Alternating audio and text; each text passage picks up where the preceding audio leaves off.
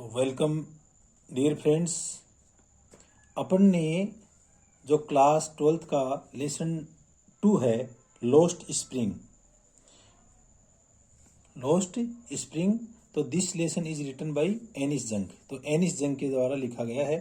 और इस लेसन के अंदर अपन ने देखा कि जो एनिस जंग है वो इंडिया की जो रूरल कल्चर है उसको वह बताना चाहती है कि किस तरह से यहाँ के लोग हैं वो अपनी आजीविका के लिए संघर्ष करते हैं, किस तरह से बच्चे बेयरफुट या नंगे पांव चलते हैं। तो इसके अंदर वह सबसे पहले अपन को दिल्ली का जो पेरीफेरी क्षेत्र है उसके अंदर जो बांग्लादेश से आकर के बसे हुए जो रैग पिकर्स हैं या कूड़े बीनने वाले हैं उनकी दशा के बारे में वर्णन किया है। और इसके बाद में उन्होंने जो फिरोजाबाद के बेंगल मेकर्स हैं उनकी कहानी का उसके अंदर वर्णन किया है। तो इस तरह से अपने इसका जो टेक्स्ट है उसका एक्सप्लेनेशन तो कर लिया और आज अपन इसके जो क्वेश्चन आंसर हैं उनके बारे में देखेंगे। तो थिंकिंग एज यू रीड, तो ये 3 क्वेश्चन हैं। What makes the city of Firozabad famous, तो फिरोजाबाद जो सिटी है वो क्यों फेमस है? क्योंकि फिरोजाबाद जो सिटी है वो अपनी बैंगल्स या चूड़ियों के लिए प्रसिद्ध है। तो इसका आंसर होगा, तो इसका आंसर कर दो आप, Firozabad is a city in India that is famous for its bangles. तो जो फिरोजाबाद सिटी है वो अपनी बैंगल्स या चूड़ियों के लिए प्रसिद्ध है। It is the centre of Indian glass blowing industry, और सेंटर यानी ये भारतीय जो कांच पिघला करके बनने वाली जो इंडस्ट्री है ना, उद्योग है, उसका केंद्र है। इन दिस सिटी, इस शहर में, every other family is employed in making bangles, कि प्रत्येक जो दूसरा परिवार है वो बैंगल मेकिंग का कार्य है उसमें लगा हुआ है। इसी का दूसरा देखो, mention the hazards of working in glass bangle industry. तो ग्लास बैंगल इंडस्ट्री के जो हैजार्ड या नुकसान हैं वो क्या क्या हैं? तो अपन ने क्या देखा कि उनकी आई साइट है वो समय से पहले चली जाती है, वो अपनी आंखों को खो देते हैं। और तो इसका आंसर देखो, glass blowing, welding and soldering pieces of glass are all health hazards. तो इसके अंदर सारे के सारे जो शरीर के हैजार्ड हैं, नुकसान हैं। Even the dust from polishing the glass of bangles adversely affect the eyes and even adult to blind. तो ये जो पॉलिशिंग करने से जो डस्ट निकलती है उसके शरीर के ऊपर आंखों के ऊपर विपरीत प्रभाव होते हैं और वे अंधे हो जाते हैं। थस इस प्रकार से द सराउंडिंग्स यानी आसपास की जो चीजें हैं, prevailing conditions and the type of job involved all prove risky to the health of the workers. तो इसका आंसर हो गया। अब देखो आप इसका थर्ड क्वेश्चन देखो, how is Mukesh attitude to his situation different from that of his family. Mukesh है वो अपना जो परिवार है उससे अलग दृष्टिकोण क्यों रखता है? तो अपन ने इसलिए चैप्टर में देखा कि प्रत्येक परिवार है वो बैंगल मेकिंग के अंदर लगा होता है और ये वो अपनी डेस्टिनी या तकदीर मानते हैं कि वो अपने धंधे से अलग नहीं हो सकते। लेकिन मुकेश है वो एक युवा लड़का है और वो एक अलग आइडिया रखता है कि वह मोटर मैकेनिक बन जाएगा और इससे अलग कुछ करेगा। तो इसका आंसर देखो, Mukesh father has taught only what he know the art of bangle making. However, Mukesh wants to be a motor mechanic.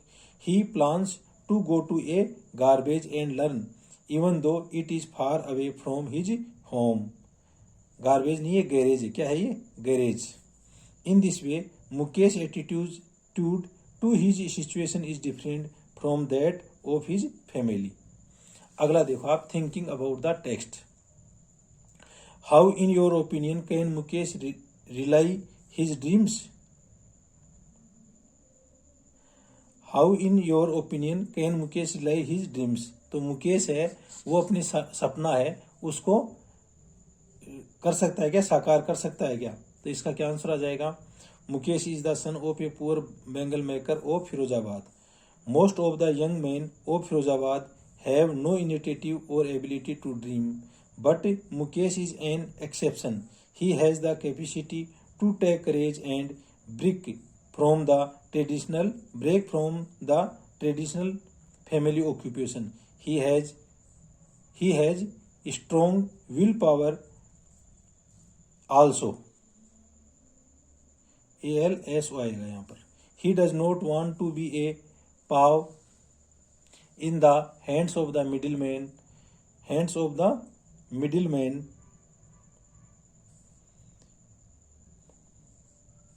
और motor money lenders. He insist on being his own master by becoming a motor mechanic. He can realize his dream by joining a garage and learn the job of repairing cars and driving them. He will have to overcome many hurdles before he succeeds. Then comes transport problem. Money is the first one. He will have to earn some money himself. The garage is a long way from his home. He will have to cover it twice every day anyhow by walking on foot. Patience, hard work, firm will and the determination to learn will help him realize his dream. तो ये इसका answer हो गया। अगला question है mention the hazards of working in the glass Bengal industry. तो glass Bengal industry के जो हैजार्ड हैं उनके बारे में अपन को लिखना है। तो glass blowing, welding and soldering pieces of glass are all health hazards. Even the dust from polishing the glass of bangle adversely affect the eye and even adult go blind. Thus the surroundings, prevailing condition and the type of job involved all prove risky to the health of the workers. अगला question देखो third, why should labour be eliminated and how. कि जो labour है उसको किस तरह से eliminate किया जा सकता है और कैसे। तो चाइल्ड लेबर के बारे में है। Why should child labour be eliminated, यानी बाल श्रम है उसको कैसे समाप्त किया जाए। तो child labour should be eliminated because it takes away from the child his childhood, यानी ये बच्चों को अपने बचपन से दूर ले जाती है। And the prospect of elementary education, और प्राथमिक शिक्षा भी से दूर ले जाती है। मोर ओवर, इसके अलावा since the child labour are cheap and consequently engaged in hazardous and dangerous employment, they are often vulnerable to mental and physical illness. तो इस प्रकार से ये चाइल्ड लेबर के बारे में इसमें बताया गया है। तो ये आगे देखो, thinking about language. Although this text speaks of factual event and situation of misery, it transform this situation with an almost poetical prose into a literary experience. How does it do so? Here are some literary devices. तो ये जो chapter है इसके अंदर तथ्यात्मक बातों का वर्णन किया गया है, लेकिन कुछ लिटरेरी डिवाइसेज है उनका भी उसमें उपयोग किया गया है, तो उनके बारे में अपन पढ़ते हैं। तो सबसे पहले था हाइपरबोल या अतिशयोक्ति, किसी चीज को बढ़ा चढ़ा करके उस चीज के ऊपर ध्यान आकर्षित करना। जैसे garbage to them is gold, तो कूड़ा कभी सोना थोड़ा हो सकता है, लेकिन उनके लिए सोना है, तो यहाँ पर हाइपरबोल है। तो हाइपरबोल किसे कहते हैं?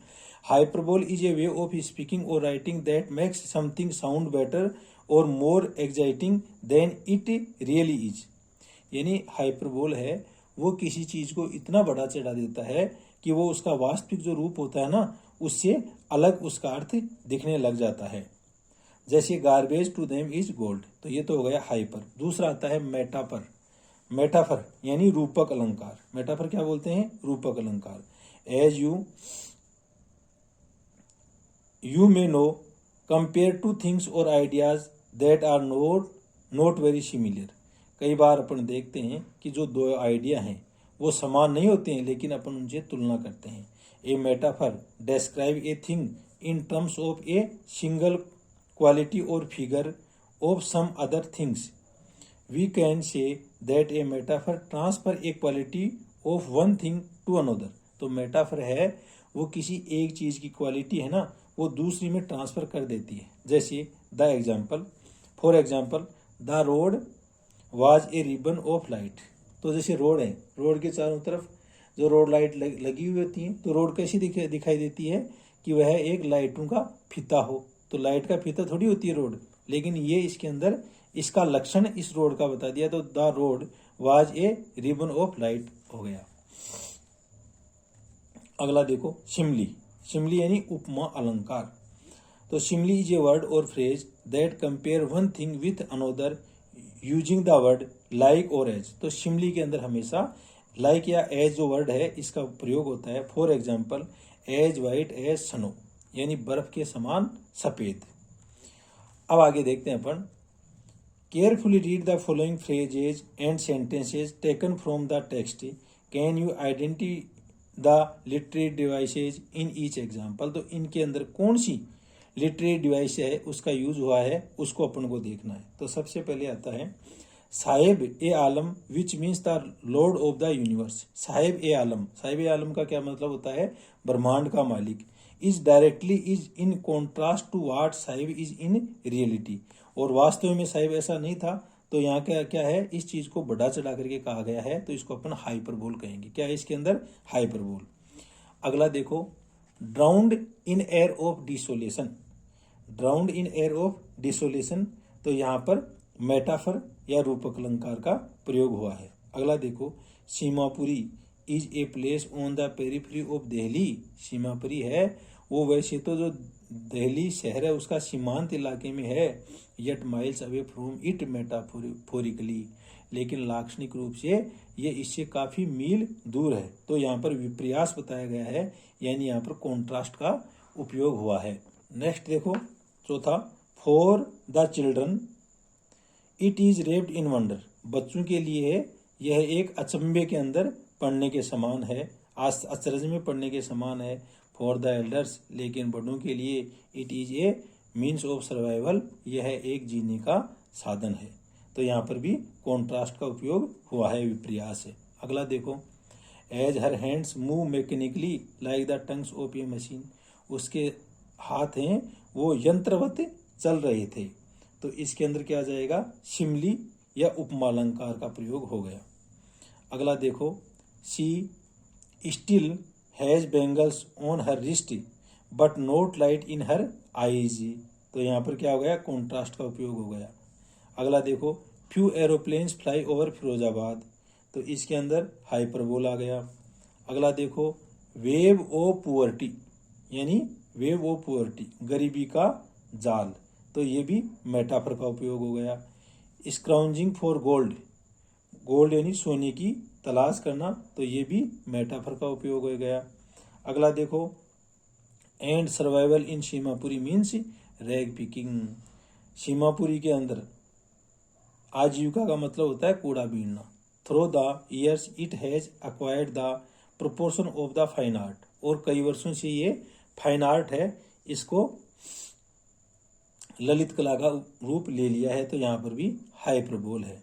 The steel canister seems heavier than the plastic bag he would carry so lightly over his shoulders।